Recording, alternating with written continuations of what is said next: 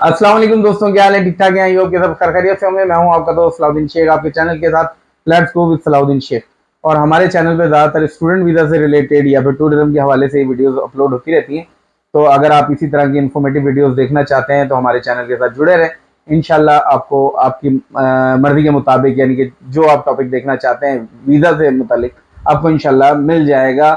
जैसे कि time to time मैं अपलोड करता रहूँगा तो आप तक इन्फॉर्मेशन पहुँचती रहेगी। तो आज की जो वीडियो का टॉपिक है वो बहुत ही ज़्यादा अहम है, क्योंकि ज़्यादातर लोग है ना बहुत ज़्यादा डरते हैं, बहुत परेशान रहते हैं कि जी सलाउद्दीन भाई कहते हैं कि यूएस का स्टूडेंट वीज़ा अप्लाई करो, बहुत ही बड़ी अपॉर्चुनिटी है, बहुत फ़ायदे हैं इसके। सबसे पहली बात तो ये कि ये जेब पे बहुत हल्का है, बहुत ही, यानी कि मैं कहता हूँ कि एक चीप स्टूडेंट वीज़ा है। अगर आप किसी और कंट्री का, इवन कि किसी यूरोपियन कंट्री का भी अगर स्टूडेंट वीज़ा अप्लाई करते हैं तो तकरीबन इससे महंगा ही होगा यूएस से। यूएस का स्टूडेंट वीज़ा बहुत चीप है और ये मैं प्रूफ भी कर चुका हूँ कई वीडियोज़ में।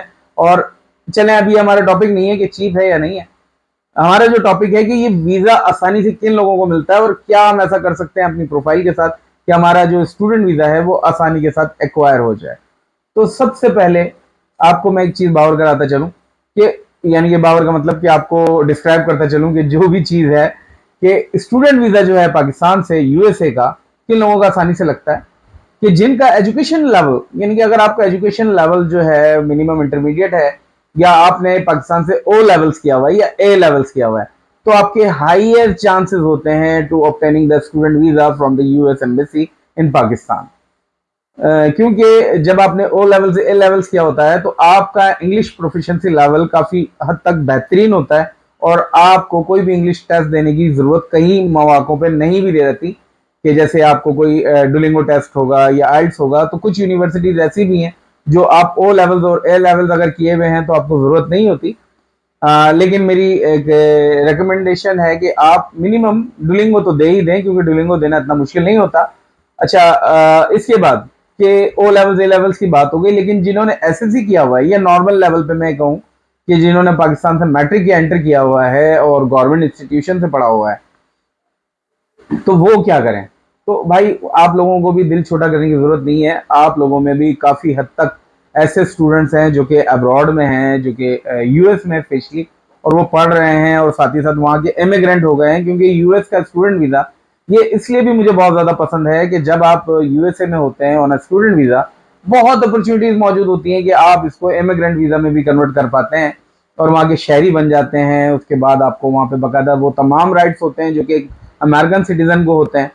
किसी और कंट्री में अगर आप स्टूडेंट वीज़ा हासिल करते हैं तो बहुत ही कम चांसेस होते हैं कि आप वहाँ की शहरियत हासिल कर सकें या वहाँ पर आप सेटल्ड हो सकें या इतनी अर्निंग आपकी हो सके कि आपको पाकिस्तान से या अपनी होम कंट्री से कुछ मंगवाने की ज़रूरत ना पड़े। तो ये चीज़ें हो गई कि अब आपको फाइनेंशियल का मैंने एजुकेशन लेवल बता दिया कि अगर आपका ओ लेवल से लेवल है तो आपके वीज़ा के चांसेस बहुत ज़्यादा हाई हो जाते हैं, बहुत ज़्यादा हाई हो जाते हैं, क्योंकि इससे आपके फाइनेंशियल जो सर्कमस्टांसेस हैं उसके बारे में भी जानने का मौका मिलता है। क्योंकि पाकिस्तान से ए लेवल्स और ओ लेवल्स, ये दोनों में आप जब स्टडीज़ कर रहे होते हैं तो वो इतनी चीपर नहीं होती पाकिस्तान में, क्योंकि अगर गवर्नमेंट इंस्टीट्यूशन से कंसिडर करेंगे, कंपैरिजन करेंगे तो वो मच हायर ट्यूशन फीस होती हैं। तो ये उनके पैरामीटर्स होते हैं कुछ यूएस एम्बेसीज के, तो वो वीज़ा ऑफिसर्स के, कि वो इससे भी अंदाज़ा लगा लेते हैं कि आपका फाइनेंशियल बैकग्राउंड क्या है।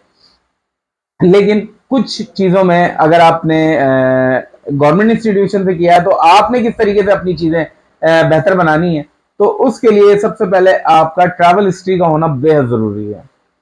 इवन कि मैं आपको बता रहा हूँ कि अगर आपकी ट्रैवल हिस्ट्री है, ज़रूरी नहीं है कि आपने बहुत बड़ी कंट्रीज़ का विजिट किया हो, जैसे कि आप जापान गए हो, इटली गए हो, जर्मनी गए हो, ज़रूरी नहीं है।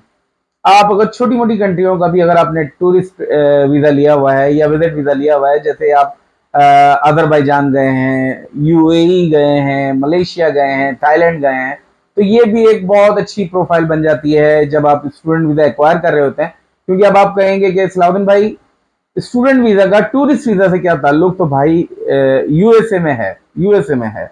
ज़रा इस बात को ज़रा थोड़ा सा समझने की कोशिश कीजिएगा, मैं समझाता हूँ आपको कि देखें, उनका सबसे बड़ा जो मसला होता है किसी को भी स्टूडेंट वीज़ा देने के लिए, उनका ख्याल ये होता है कि ये जो पर्सन है यूएसए जा रहा है, इसका मेन मकसद है वहाँ पे जाना और कमाना, पैसे कमाना। समझ रहे हैं ना?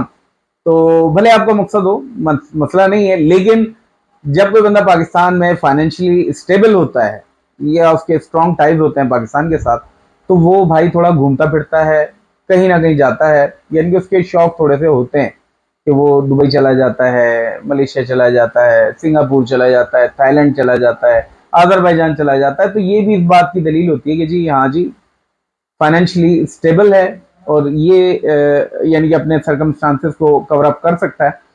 क्योंकि जब आप बैंक स्टेटमेंट भी पाकिस्तान से दे देते हैं तो उसके बावजूद भी वीजा ऑफिसर कई बातों में सेटिस्फाई नहीं हो पाता, क्योंकि वो समझता है कि जी इसने फ्रेश पासपोर्ट है, एज इनकी हो चुकी है, जब आपकी 21-22 हो चुकी है और आपने अभी तक ट्रैवल ही कोई नहीं किया हुआ, तो इसका मतलब है आप फाइनेंशियली स्टेबल नहीं है। तो ये भी उनके जहन में एक ख्याल होता है। तो ये भी एक वजह हो सकती है आपकी वीज़ा रिजेक्शन की। तो अगर आपको अपने वीज़ा चांसेस बढ़ाने हैं तो मेरी एक सजेशन है कि मिनिमम आप है ना छोटी मोटी कंट्रियों का विजिट कर लें, अपना फ्रेश पासपोर्ट लेकर वीज़ा ऑफिसर के सामने ना जाएं तो बहुत ज़्यादा बेहतर है। ये चीज़ हो गई। अच्छा, एक और गलती हमारे स्टूडेंट करते हैं जो आपने नहीं करनी, और ये अगर गलती नहीं करेंगे तो आपके वीज़ा के चांसेस बहुत ज़्यादा हो जाएंगे। पहले ये होता नहीं था, लेकिन अब ये चीज़ें ऐड होती जा रही हैं। पहले ये होता था कि आपके पास एक एडमिशन हुआ और मैंने काफ़ी स्टूडेंट को जस्ट सिंगल एडमिशन I-20 पे उनका वीज़ा एक्वायर करवाया है और मैक्सिमम वीज़ाज लगे हैं अल्हम्दुलिल्लाह। लेकिन ये अब उन्होंने एक पैरामीटर हमारा चेक कर लिया है, उन्हें पता चल गया कि जी पाकिस्तान में जो जाहिर बात है फाइनेंशियली सस्टेन लोग नहीं होते, उनकी कोशिश होती है कि जी एडमिशन के इवन के जो 50 या $100 यानी 50 और $100 भी लग रहे होते हैं, तो वो कहते हैं जी कि नहीं यार पैसे सिक्योर हो जाएं, डॉलर बहुत महंगा हो गया। अगर आप फाइनेंशियल स्टेबल हैं तो आप इन बातों के बारे में नहीं सोचेंगे। आप कहेंगे कि जी कोई मसला नहीं है, मैं एडमिशन के पैसे दे देता हूँ, मैं एडमिशन करवा लेता हूँ। तो ये चीज़ें भी वीज़ा ऑफिसर या एम्बेसीज जो होती हैं वो देख रही होती हैं कि आपके पास कितनी यूनिवर्सिटीज़ का या कितने कॉलेजेस का एडमिशन मौजूद है। क्योंकि जब आपके पास दो या दो से ज़्यादा यूनिवर्सिटीज़ का एडमिशन होता है तो ये इस बात की दलील होती है या साइन होता है कि आप फाइनेंशियल स्टेबल हैं, आप इन यूनिवर्सिटीज़ में जाना चाहते हैं, पढ़ना जाना चाहते हैं, और आपको इस बात से कोई फ़र्क नहीं पड़ता कि आपके कितने पैसे लगे हैं। आपको इस बात से फ़र्क पड़ता है कि कौन सी यूनिवर्सिटी, कौन सा कोर्स आपके लिए बेस्ट है। तो जब आप में आपके पास 2 या 3 I-20s आपके पास मौजूद होती हैं तो ये भी आपका बहुत ही ज़्यादा चांसेस बनते हैं to acquire a student visa from the USA। ठीक है ना। तो एक ये भी एक वजह बनती है। अगर आपका फ्रेश पासपोर्ट नहीं है तो ये भी बहुत अच्छी दलील है। और एक और आपको मैं गुड न्यूज़ इसमें ऐड करता चलूँ कि अगर आपने USA का विजिट वीज़ा कभी लिया हुआ है अपनी ज़िंदगी में, कभी भी ज़िंदगी में 10 साल पहले, 20 साल पहले, अगर आपने यानी कि 20 साल तो बहुत पीछे चले गए, हाँ चले आपके बचपन में चले गए, तो अगर आपने USA का विजिट वीज़ा लिया हुआ अपनी फैमिली के साथ या अकेले कभी आप गए थे और आ गए, तो समटाइम्स आपको इंटरव्यू भी देने की जरूरत नहीं पड़ती, आपका वीज़ा इंटरव्यू भी वेव हो जाता है और आपको तकरीबन 100% चांसेस होते हैं कि आपका वीज़ा लग जाएगा।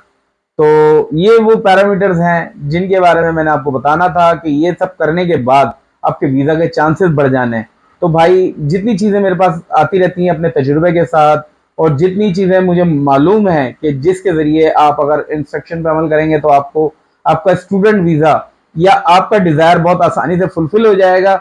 और एक बात मैं आपको गारंटीड कह रहा हूँ कि अगर आपने USA का स्टूडेंट वीज़ा हासिल कर लिया और आप वहाँ पहुँच गए, तो आप मेरी बात पे यकीन करेंगे कि आपको पाकिस्तान से, चाहे आप फाइनेंशियली स्टेबल हैं या नहीं है मुझे नहीं पता, लेकिन आपको अपने पेरेंट्स से 1 रुपया मंगाने की ज़रूरत नहीं पड़ेगी, बल्कि आप पैसा बनाने वाली मशीन बन जाएंगे। आपको वहीं पे इतनी सिक्योरिटी हो जाएगी कि आप अपनी लिविंग लाइफस्टाइल को एक अच्छे हाई लेवल पे ले जाके इंजॉय भी करेंगे, और बाकायदा तौर पे पाकिस्तान में अगर आप अपनी फैमिली को सपोर्ट करना चाहें तो कर भी सकेंगे। आई होप कि आपको वीडियो पसंद आई होगी। तो इंशाल्लाह नेक्स्ट वीडियो में मिलेंगे, तब तक के लिए अल्लाह हाफिज़।